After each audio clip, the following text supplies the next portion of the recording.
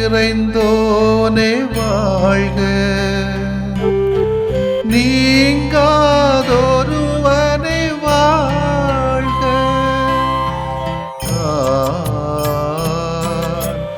ஒளி பொருந்திய அழியாத ஆன்மா,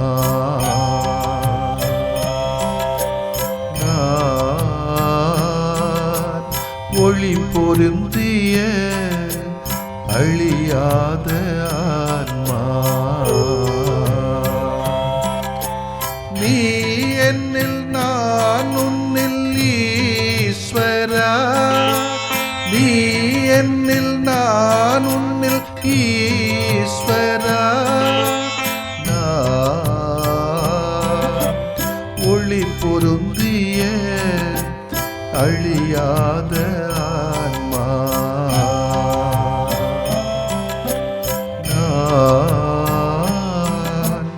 ஒளி பொருந்திய அழியாத ஆன்மா.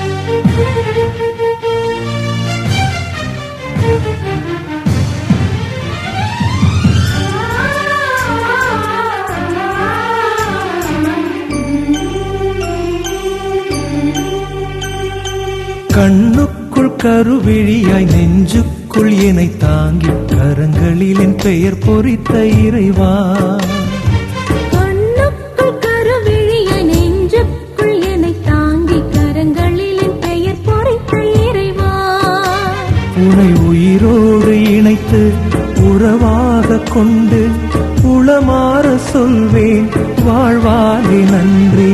கண்ணுக்குள் கருவிழியாய் நெஞ்சுக்குள் என்னை தாங்கி கரங்களில் என் பெயர் பொறித்த இறைவா.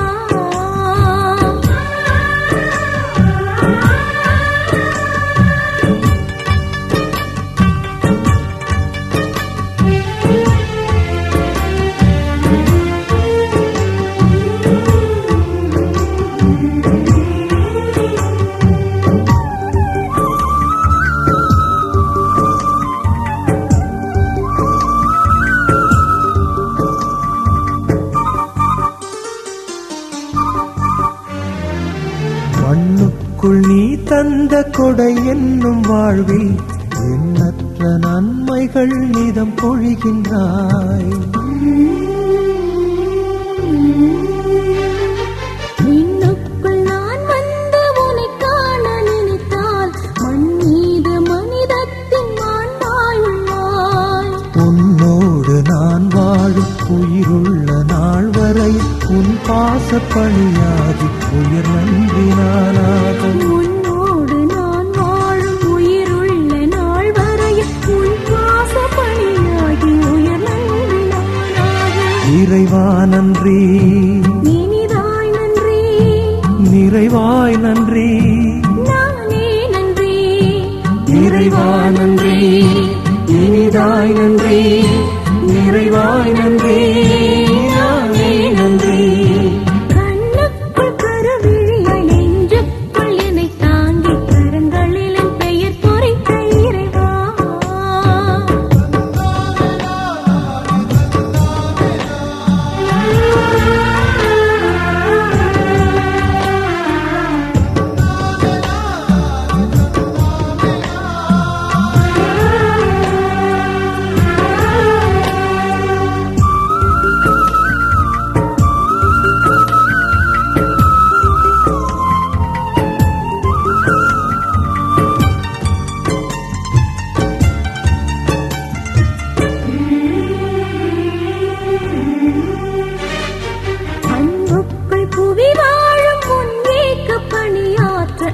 இரத்தத்தின் அருளனலாய் உனை தருகிறாய்.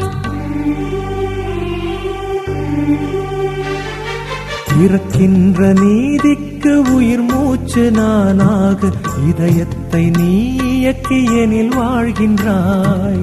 உனைப் போல நான் தேடும் உயர்வான நோக்கங்கள் உலகெங்கும் செயலாக்கி உயிர் நன்றி உயிராலே. உனைப் போல நான் தேடும் உயர்வான நோக்கங்கள் உலகெங்கும் செயலாக்கி உயிர் நன்றி உயிராலே. இறைவா நன்றி, இதயா நன்றி, உறவாய் நன்றி, உயிராய் நன்றி. இறைவா நன்றி, இதயா நன்றி, உறவாய் நன்றி, உயிராய் நன்றி. கண்ணுக்குள் கருவிழிய நெஞ்சுக்குள் என்னை தாங்கி கரங்களில் என் பெயர் பொறித்த இறைவா. கண்ணுக்குள் கருவிழியாய் நெஞ்சுக்குள் என்னை தாங்கி கரங்களில் என் பெயர் பொறித்த இறைவா. உன்னை உயிரோடு இணைத்து உறவாகக் கொண்டு உளமாறச் சொல்வேன் வாழ்வாலே நன்றி. கண்ணுக்குள் கருவிழியாய் நெஞ்சுக்குள் என்னை தாங்கி கரங்களில் என் பெயர் பொறித்த இறைவா.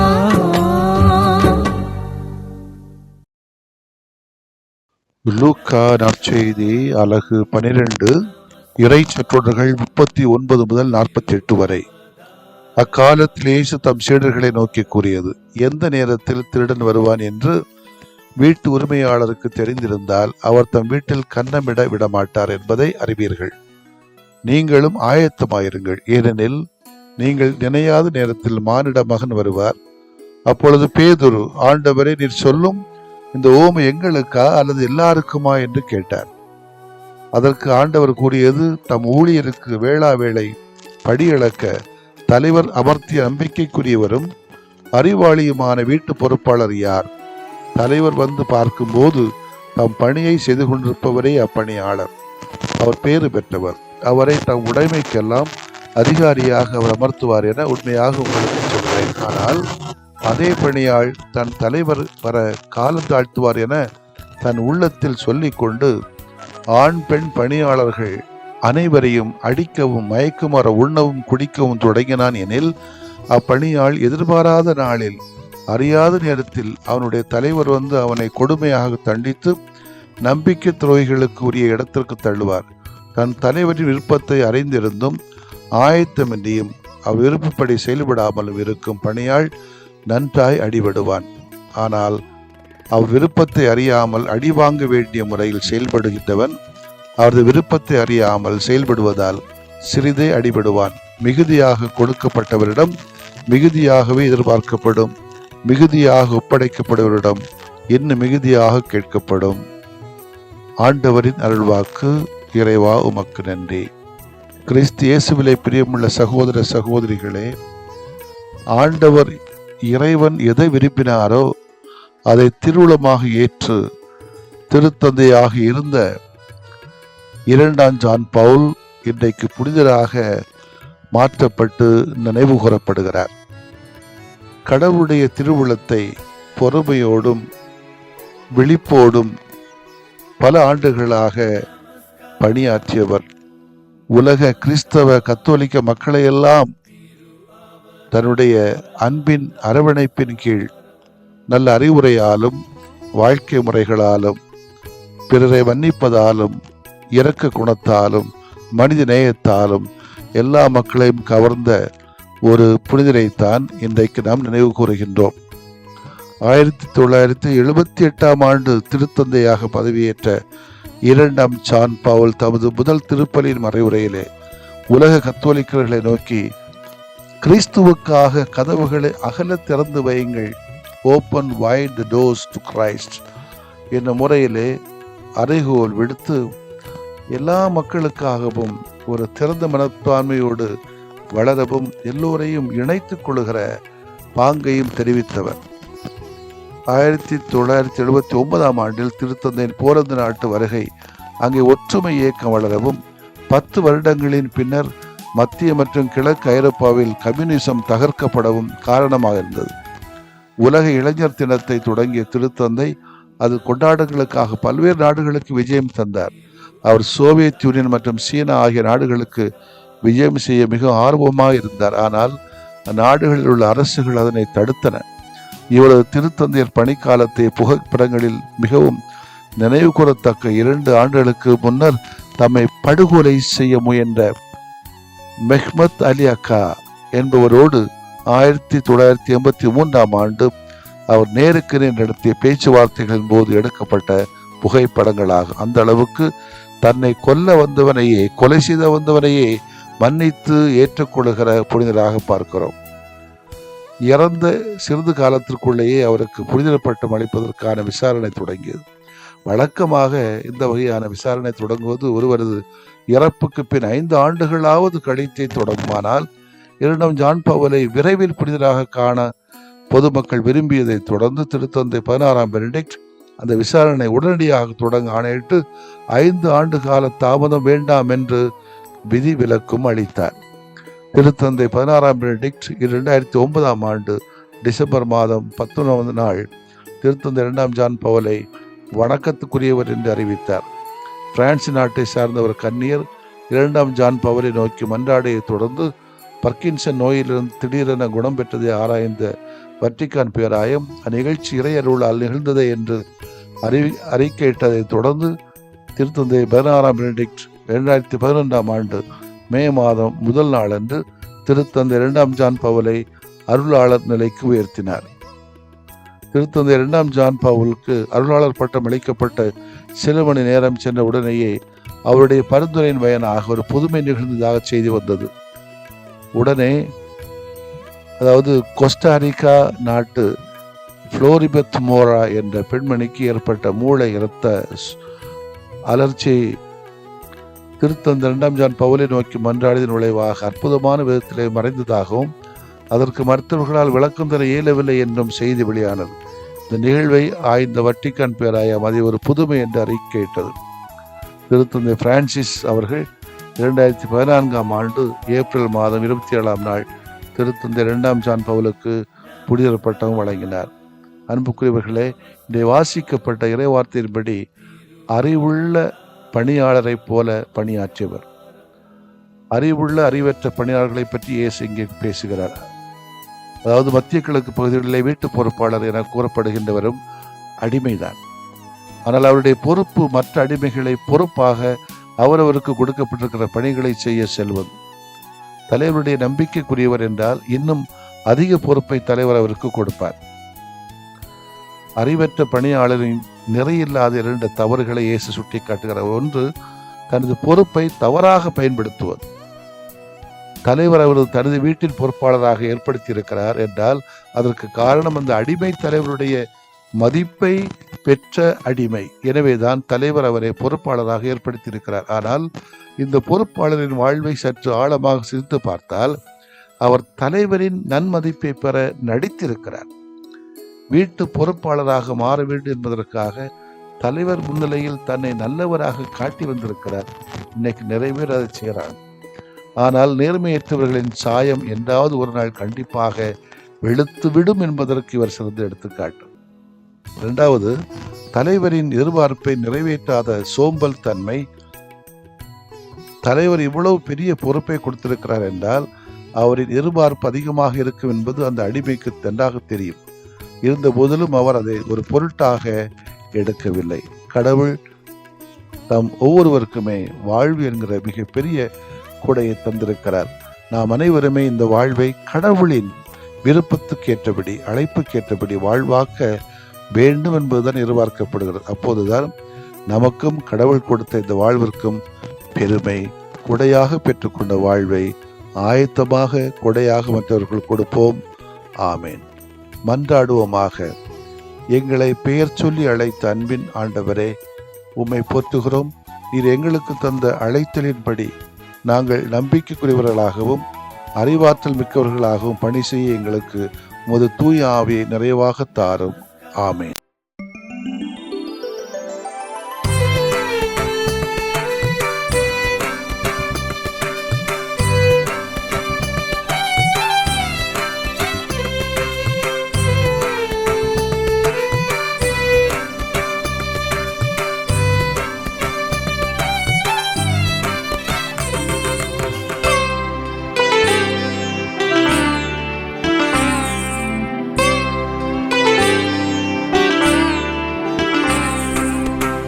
குணமாக்கும் என்னை குணமாக்குமே, குணமாக்கும் என்னை குணமாக்குமே.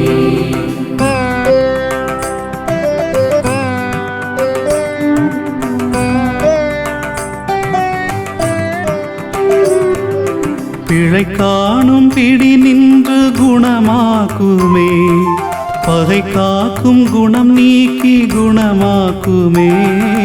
குணமாக்கும் என்னை குணமாக்குமே, குணமாக்கும் என்னை குணமாக்குமே.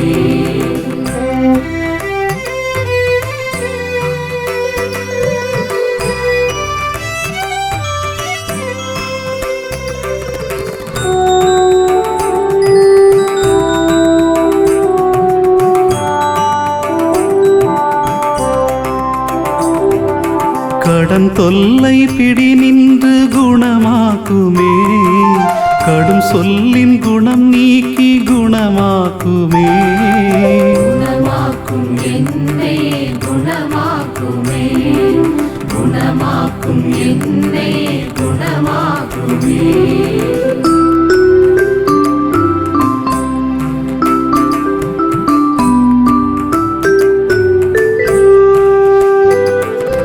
பால் நோயின் பிடி நின்று குணமாக்குமே, பய உணர்வின் குணம் நீக்கி குணமாக்குமே.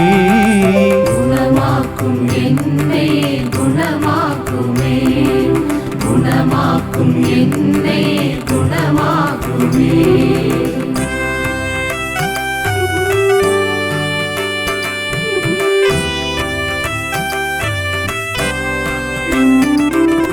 போதை பிடி நின்று குணமாக்குமே, பொய் கூறும் குணம் நீக்கி குணமாக்குமே.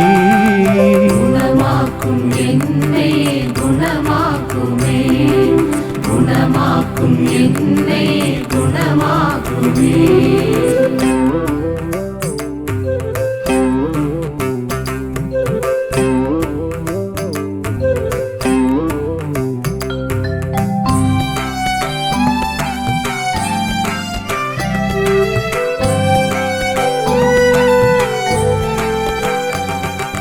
நான் என்னும் பிடி நின்று குணமாக்குமே, தான் மட்டும் குணம் நீக்கி குணமாக்குமே. குணமாக்கும் என்னை குணமாக்குமே, குணமாக்கும் என்னை குணமாக்குமே.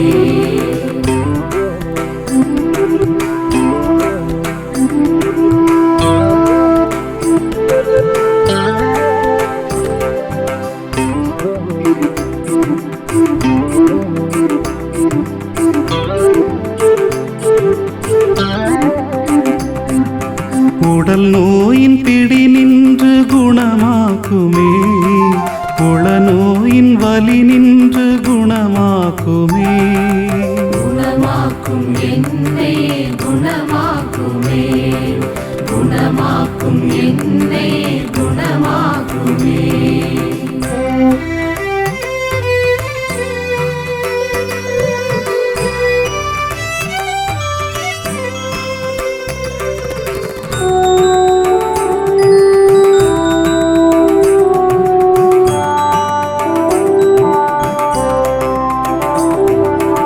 ஒரு வார்த்தை சொன்னாலே குணமாகுமே, நம்பியே வந்தே நல் இயேசுவே. குணமாக்கும் என்னை குணமாக்குமே, குணமாக்கும் என்னை குணமாக்குமே. குணமாக்கும் என்னை குணமாக்குமே, குணமாக்கும் என்னை குணமாக்குமே.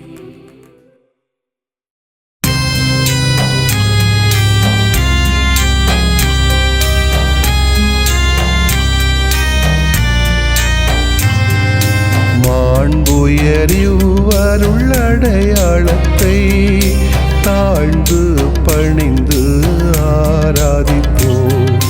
பழைய நியம முறைகள் அனைத்தும் இனி மறைந்து முடிவு பெறுக. புதிய நியம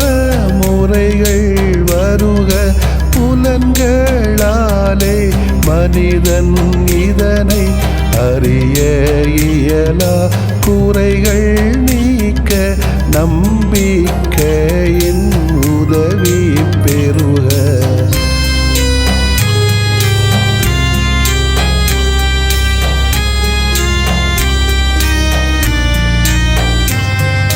தந்தை அவர்க்கும் மகன் அவர்க்கும் புகழ்ச்சியோடு வெற்றியாக்கும் மீட்பின் பெருமை மாட்சிமையோடு வலிமை வாழ்த்து யாவுமாக இருவரிடமாய் வருகின்றவராம் தூய ஆவியானவர்க்கும்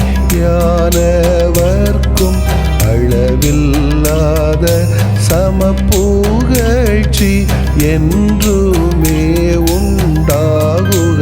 ஆமென்.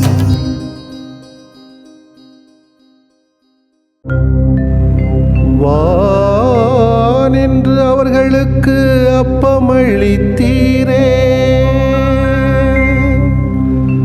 இனிமையெல்லாம் தன்னகத்தில் கொண்ட அப்பம் இதுவே. மன்றாடுவோமாக. இறைவா, இந்த வியப்புக்குரிய அருளடையாளத்திலே உம்முடைய பாடுகளின் நினைவை எங்களுக்கு விட்டு சென்றீ. உம் திருவுடல் திருரத்தமாகியவற்றின் தூய மறைவருளை வணங்கும் நாங்கள் உமது மீட்பின் பயனை இடைவிடாமல் துய்த்து உணர்ந்து மகிழ அருள்வீராக. தந்தையாகிய இறைவனோடும் தூய ஆவியாரின் ஒன்றிப்பில் இறைவனா என்றென்றும் வாழ்ந்து ஆட்சி செய்கின்ற உம்மை மன்றாடுகிறோ.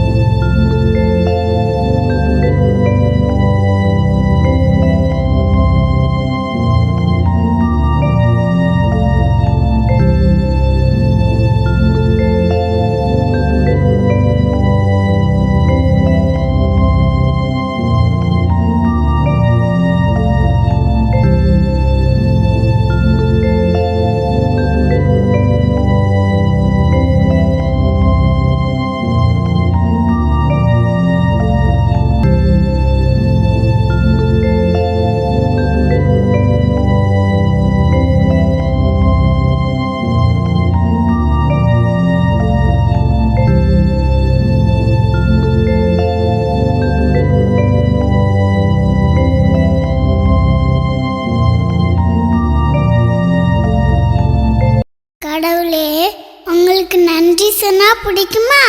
சொல்றதை விட வாழ்வது தானே நல்லது.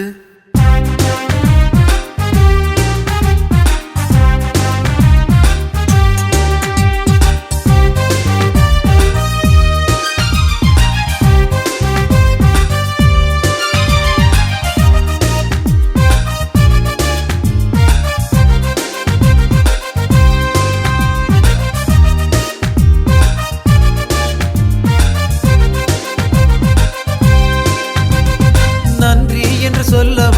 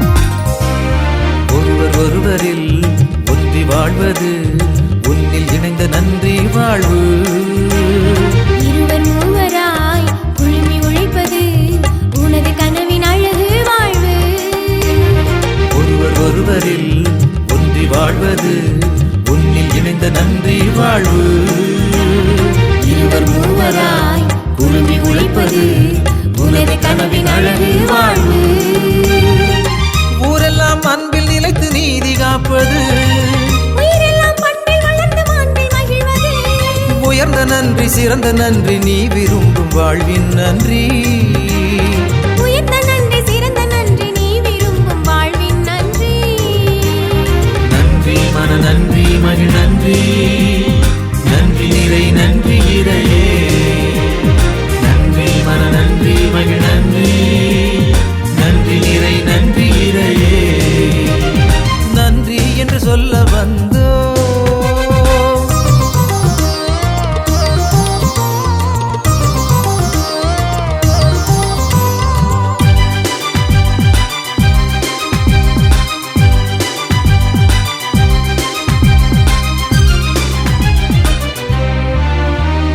காலம் போற்றி கடமை உணர்வினில் கருத்தாய் உழைத்தல் நன்றி வாழ்வு.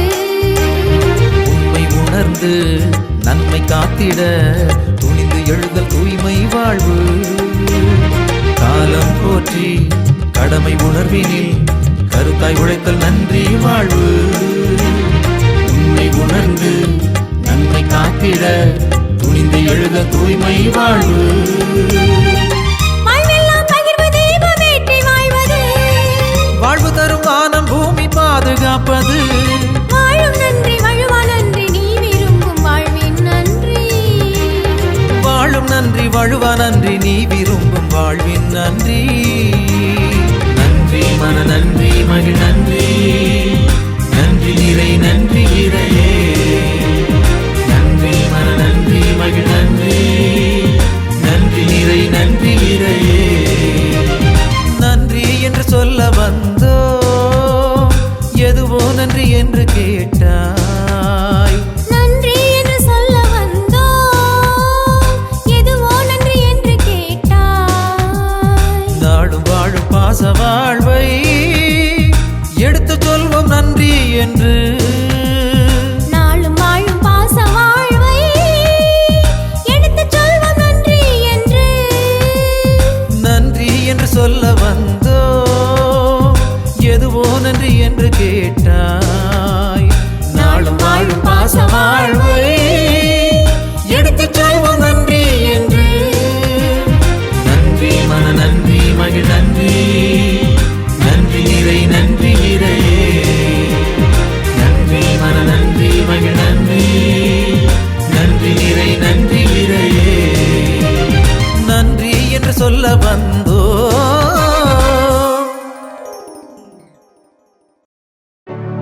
நிலையான புகழுக்குரிய தூய இறை நன்மைக்கு எல்லா காலமும் தொழுகையும் புகழும் போற்றியும் ஆட்சிமையும் உண்டாக கடவது. போற்றியும் ஆட்சிமையும் உண்டாக கடவது. தந்தை மகன் தூய் ஆவியாரின் பெயராலே ஆமென்.